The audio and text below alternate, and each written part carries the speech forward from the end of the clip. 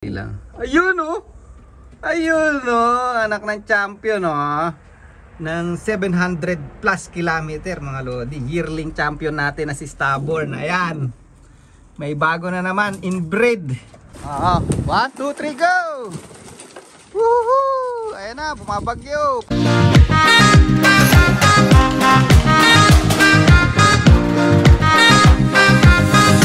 So yun mga kalapatids, nakita nyo na naman yung pagmumukha ko. So for today's video yan, medyo matagal-tagal tayo hindi nakakapag-vlog.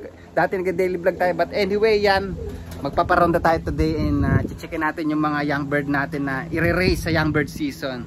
At yan, at malapit na nga pala tayo mag-training, baka this weekend magte-training na tayo kasi next week, not this coming week, next week is training na o club training na mga lodi. Tingnan natin, baka maglipad tayo kahit mga isang piraso lang mga lodi. Kasi isang ibon lang naman daw yung kailangan para manalo, hindi naman kailangan ng 15, di ba? Only one birds yung yung nananalo. So isa lang yung session natin. Ano lang naman, happy lang naman ba? Happy lang, parang katuwaan lang. So old bird tayo magseseryoso mga lodi yan. Kasi sobrang busy talaga natin. Tingnan nyo maitsura natin. Di na ako nakakapag-ahit. And yun, subscribe nyo pala yung Team Uno mga lodi yan. Tungkol sa mga pamilyang o family na namumuhay dito sa New Zealand. Yan. So samahan nyo ako today. Magkayod. Let's go.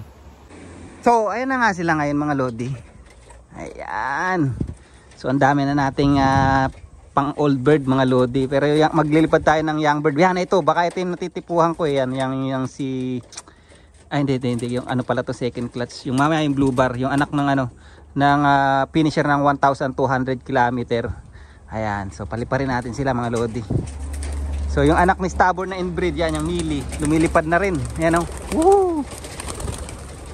Ayun yung blue bar na yan, mamaya silipin natin yung mga pakpak nila. Hindi kasi ako nagpedering mga lodi. Yan, dapat pagka maglilipad ka ng young bird dito sa New Zealand, magpe-feathering ka kasi yung pakpak nila, yung pinaka last flight natatapat sa sa big event, sa last lap is doon pa lang bumabagsak yung last flight. So malaking bagay yun pagka minsan yung iba patubo pa lang, masakit yun mga lodi. Ayan sila oh. Putulin ko nga itong puno na ito, humaba na. Ayan sila mga lodi, ang dami na yan oh. Woohoo! Sarap na sarap sila mga lodi. Yan. Maganda yan, naarawan kasi nagmumult na sila. Malaking tulong yan para sa pagtubo ng nila, balahibo nila. Ito, lumalabas na rin itong mga young bird eh. Ito yung anak ni Wellsford yan, bagong hango ko lang to. Ito naman is yung anak ni ano pangalan nito? Nilotlot sa kanay ay yun pala yung blue bar na yun. Pucha, ayaw bumaba ni Stubborn na baka na to ayan sila oh. Ayan, yung ibang nasa bubong ngayon yung mga bagong turo natin na young bird. Then meron pa tayong tatlo sa loob. Tingnan nga natin si paring Stubborn mo, nahihiwagaan ako, ayaw niyang bumaba. Nagparonda ako may itlog to baka napisa na siguro. Ito nga pala yung mga lodi oh, laki na oh. Yung anak ni Jopay. Ayan, laki. Ayan oh. Tingnan nyo ang inbreed ko rito mga lodi. Yung pagka-inbreed, hindi naman lumiliit. Wala namang abnormalities, mga okay naman. Tapang pa nga oh. Oh, tapang oh. Oo, tapang oh. Kaya lang mukhang ibang kulay hindi yata Mili parehas Mili ang tatay nanay nito Ayan ewan ko sa nagmana, baka dun kay 1289 hen na blue checker natin. Sa lola siguro nagmana. Ayan Ayan, maraming salamat pala doon sa isang Pilipino na si Kuya Johnny Sai. Kasi nanghiram tayo ng nanghingi tayo ng ring, naubusan tayo ng ring mga lodi wala na makuhanan sa club namin. Ayan. Nako. Mukhang napisa na yung anak ni Stubborn, yung itlog. Ayan ayun Dali lang boy, dali lang boy. Dali lang. Hindi ko naman gaanuhin, dali lang. Dali lang. Ayun Ayun anak ng champion ng 700 plus kilometer mga lodi. Yearling champion natin na si Stubborn. Ayan, may bago na naman, inbred. Ayan, pair to nestmate, Lady Stubborn. Ang gaganda mga lodi. Gantong ganto yung edad nung kung naalala nyo yung nanakaw sa akin na blue bar na inbred nito. Ayan, gantong ganto rin yung nung nahatch siya. Tapos nilaro ko ng old bird season. Lagi yun nasa bunch, sa front bunch ng mga race mga lodi. Nabigyan nga tayo ng certificate doon dahil sa ibon na yun. Kaya lang nanakaw mga lodi. But ayan, nag-blend ulit tayo. Gumawa ulit tayo ng bloodline na katulad nito. Ayan, meron tayong second clutch na to. Yung first clutch nandyan na, nagsasanay ng lumipad.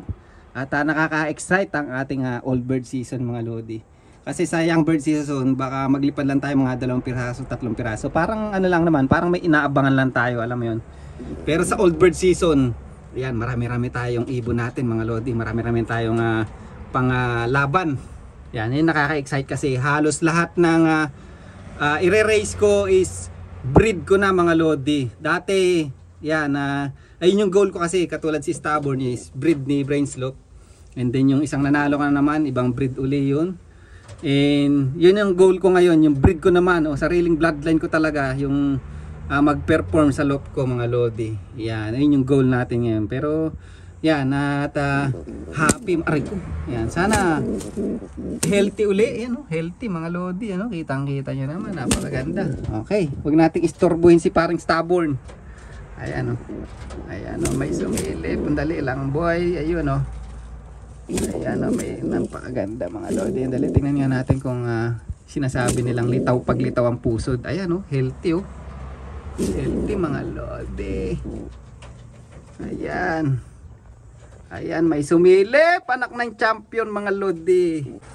Ayan sila mga lodi, yung ibang mga co-flyer natin nasa 60 to 70 kilometer na yung toss nila, yung training nila. Tayo 10 kilometer pa lang. Ayan, pa-relax pa lang mga lodi. Yan, silipin natin yung yung 6 na first clutch ko. Mamimili tayo doon kung sino yung ilalaban natin kasi yung iba dyan, yung pansin ko mabilis mag-molt or baka 3 flight na lang is ang ilalaglag. And yung iba baka mas marami pa yung primary na ilalaglag. So tingnan natin yung hindi tatapat do sa big event. Ayan, tingnan nyo sa atin. Yung sila pa training na ng 60 kilometer, tayo ayan pabubong-bubong pa. Pa-relax lang sa bubong. Yan.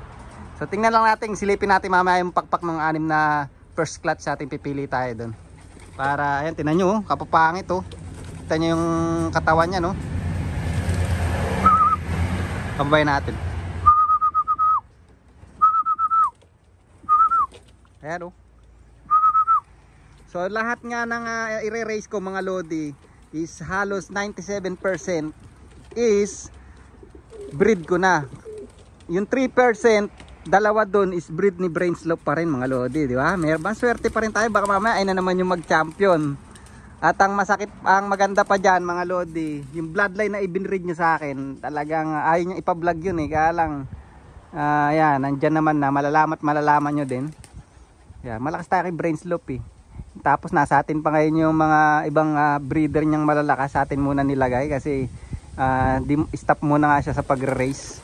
Kasi naging busy siya. But ayan, halos 97% breed na natin. Yung 3 dyan, yung 2 kay Brainslope, tapos yung isa yung kulay yellow na binili natin, tapos i-race natin mga lodi.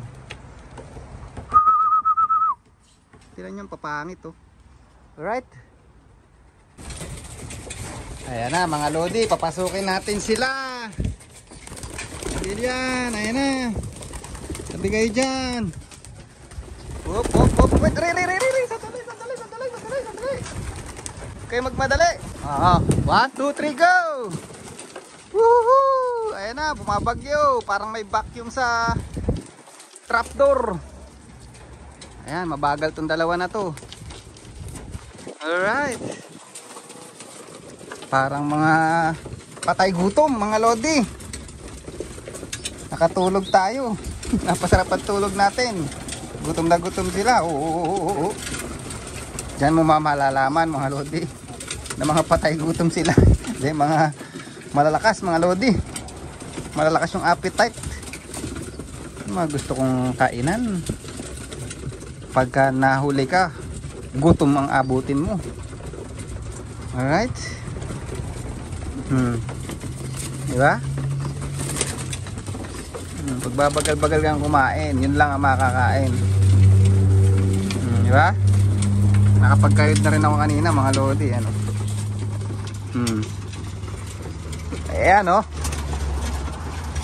Ang lakas sa patoka mga lodi. Kaya yung pagkain ko sa 20 na ibon na yan, gantong karami lang mga lodi. Isang takal mga ganito.